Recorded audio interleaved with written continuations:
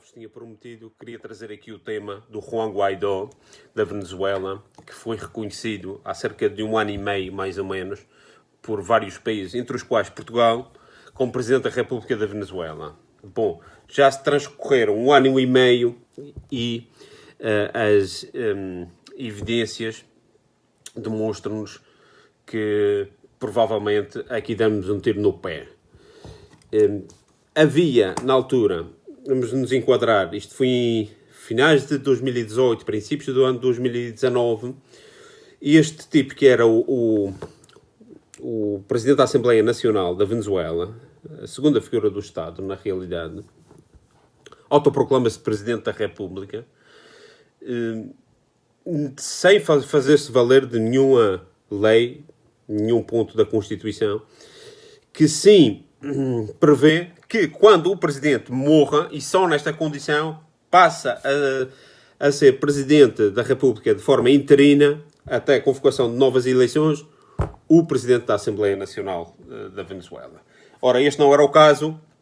Ele julgou que tinha o apoio suficiente de população para tomar o poder, porque contava com o apoio incondicional dos Estados Unidos, do Donald Trump, que desenhou uma nova política para o Caribe. E aqui há que pôr muito ressalientar que nesta administração vocês têm vários tipos dos neocons, por exemplo, este Elliot Abrams, que foi quem desenhou a guerra contra a Nicarágua e quem teve do lado daquele escândalo dos contras, com aquela história do Oliver North, com as introduirão contras. Portanto, este tipo é um falcão dos neocons que trouxe este tema de Venezuela e também de Cuba e da Nicarágua para a agenda política internacional norte-americana desta administração Trump. E é dentro deste quadro que se começa uma tentativa de desestabilização do país, com sanções muito restritivas e com chantagem para pressionar todos os países do mundo ocidental, da Europa, a não comerciar com a Venezuela e estrangulá-la de forma económica. Bom, então, quando este Juan Guaidó julgava que tinha tudo dentro do seu controle, tinha contactos com as embaixadas, com a embaixada da Alemanha, muito importante, que estava do lado dele, porque eu não sei o que é que ele oferecia, não me interessa saber o que é que ele oferecia à Alemanha, muito menos. A mim interessaria-me saber o que é que ele ofereceu a Portugal para que Portugal alinhasse nisto. Mas vamos aos factos, numa sequência das etapas como elas foram. Ele tinha o apoio dos Estados Unidos, depois viaja à Europa.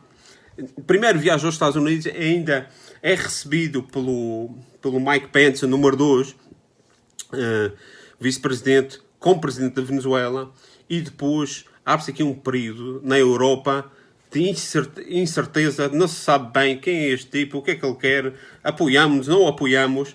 Portugal fica numa posição um pouco amadora em relação a isto e fica à espera de ver o que é que se passa. Espanha, pior ainda, quanto a mim, acho, porque é aquilo que eles chamam na América Latina a pátria-mãe, que tem uma responsabilidade histórica e tem um vínculo que nenhum outro país da Europa tem com este país, com a Venezuela, e também inibe-se da sua coisa e prescinde da sua qualidade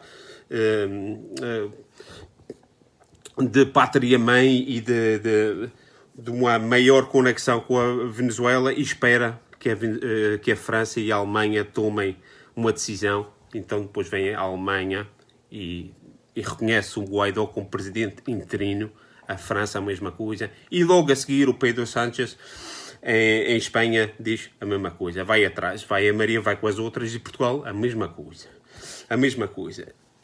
Eu acho que não perderíamos nada, a nossa diplomacia não perderia nada se tivesse esperado para ver o desenrolar dos acontecimentos para tomar uma decisão. Mas não bastou nem 2 ou 3 dias depois da Alemanha, segue. E isto demonstra um pouco o seguidismo E era bom que as pessoas da nossa diplomacia, das nossas embaixadas, da nossa rede toda, do Ministério dos Negócios Estrangeiros, tivesse presente que Portugal é uma nação independente e já com presença na América, no caso concreto, neste caso concreto, na região, e a Alemanha ainda não existia como nação, ainda tinha diplomacia, muito menos. Não existia uma diplomacia alemã. E Portugal já estava na América Latina. Portanto, nestes assuntos, Portugal devia ter uma postura própria. E não esperar por ninguém, nem imitar ninguém. Porque eu acho que se caí aqui no erro de ver, a Alemanha vai, os Estados Unidos vai, a Grã-Bretanha vai, a França e agora a Espanha. Os grandes vão e nós também vamos. Porque é melhor estarmos do lado dos fortes. Cuidado, cuidado, muito cuidado com essa mentalidade. Muito cuidado. Este Guaidó foi reconhecido por 50 países num universo do Concerto das Nações de 200 nações. E um ano e meio depois não vemos, ele não é presidente. A Alemanha reconheceu como presidente, mas depois, quando ele mandou embaixador para a Alemanha e corpo diplomático, a Alemanha disse, não, nós temos aqui a embaixada venezuelana, ou seja, a embaixada do Maduro. E em Portugal a mesma coisa. Portanto, na realidade, nem a Alemanha, nem a Espanha, nem Portugal reconheceram o Guaidó. Continuam reconhecendo o legítimo governo da Venezuela. Portanto, isto aqui é um bocado trágico-cómico. Quer dizer, demonstra desnorte, falta de análise. De certeza que há muito má informação e desinformação entre a nossa rede consular e diplomática no mundo, porque tomamos uma decisão que agora, com um ano e meio de distância, vemos quem é este tipo. Desde então, este tipo andou por aí a se pavonear por todo o mundo. Eu julgo que ele tem manias de grandeza. Ele julga-se uma coisa que não é. Ele faz lembrar um pouco aquele que temos no Parlamento da Madeira, que é o Coelho. É um pouco isso. Ele fez uma tentativa de golpe militar com meia dúzia de militares de escalão menor. Na mesma tarde foi abortado o plano. Quando aqui na Alemanha todas as televisões já estavam a transmitir em direto, a dizer que havia um golpe militar, uma coisa menor, uma rua, 200 tipos arruaceiros, uma vintena de militares de escalão menor, e acabou-se a coisa. Essa foi uma delas. Outra foi que este ano andava lá a saltar de gravata, a saltar para tentar entrar na Assembleia, fazer uma figura ridícula outra vez. Isso sim, claro, secundado de batalhão de fotógrafos e de agências de notícias que tentam fazer-nos vender uma coisa que não se está passando na Venezuela. E isto aqui é perigoso. Mas também é de referir que aqui na Europa a Itália não foi nessa história. A Itália teve uma tomada de posição própria de uma diplomacia independente e responsável e cautelosa, prudente. Esperaram para ver e disseram, não, enquanto não houver nenhuma evidência de que este tipo é realmente o novo presidente, vai ser o novo presidente porque nos interessa, não fazemos nada. E se não fazemos nada, quer dizer, está-se em mente que reconhecemos o atual governo como legítimo governo. Porque foi o governo eleito saído das eleições de 2018. Eleições às quais a oposição que representa isto, que era o Leopoldo López, não se apresentou. Porque sabia que não tinha hipótese, que ia perder. E a Itália não reconheceu. E depois o Vaticano. Este andou para aí num périplo de viagens, este Guaidó, e foi ao Vaticano, e o Vaticano recebeu-o como presidente da Assembleia Nacional da Venezuela, que era o que ele era na altura. E nada de... Aqui, não vais aqui ao Vaticano e dizes que és presidente da Venezuela e não vamos te receber com honras de Estado porque tu não és presidente da Venezuela. E assim era o que Portugal devia ter feito. Na minha humilde opinião, que eu acho que nós temos interesses na Venezuela, é claro, e vamos cá falar entre nós, temos mais interesse na Venezuela do que eles em Portugal. Para pôr assim claro. A nossa comunidade é importante, muito importante, 300 mil pessoas na Venezuela.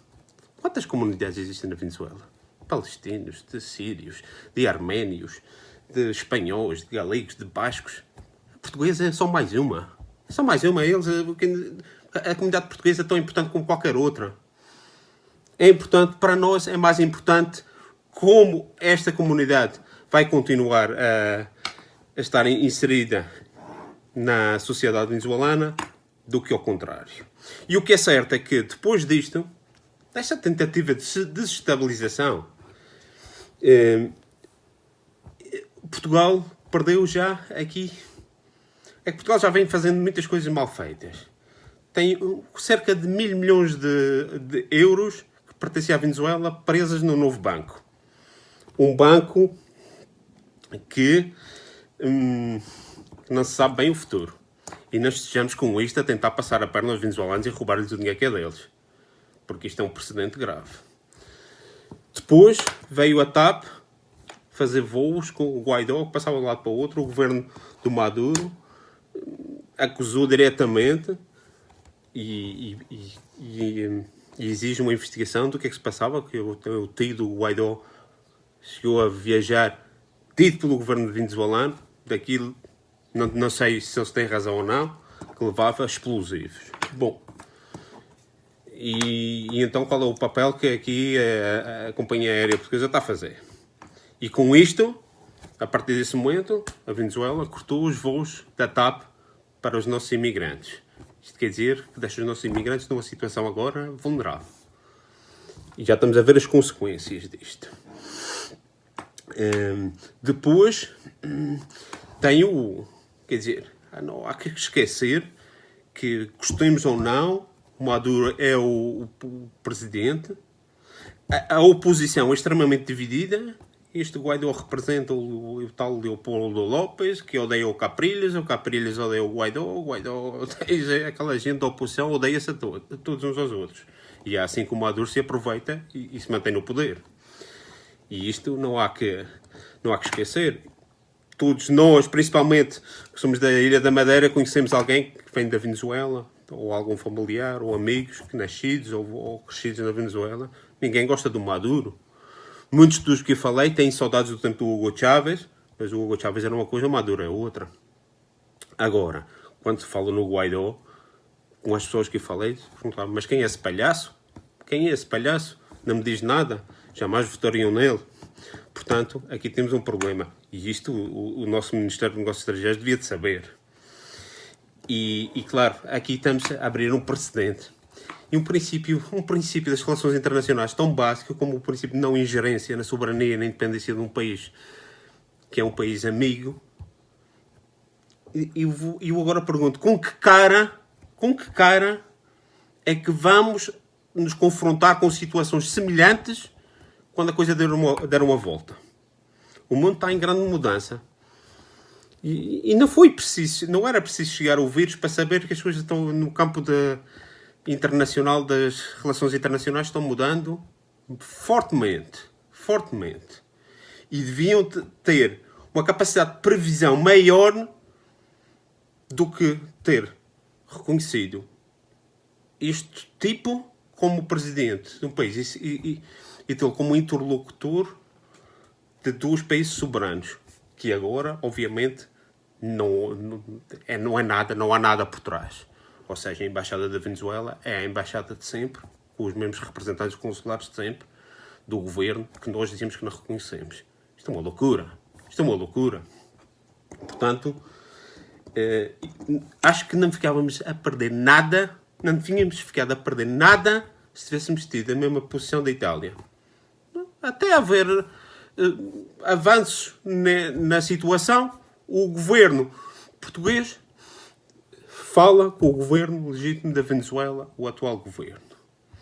O que tem é claro, se tem medo das sanções norte-americanas, isso aí tínhamos que já mudar a nossa postura em relação aos Estados Unidos, à NATO, provavelmente à União Europeia, porque, claro, uma nação de 900 anos de história não se pode ajoelhar perante estas organizações terceiras que nos comprometem o futuro da nossa diplomacia.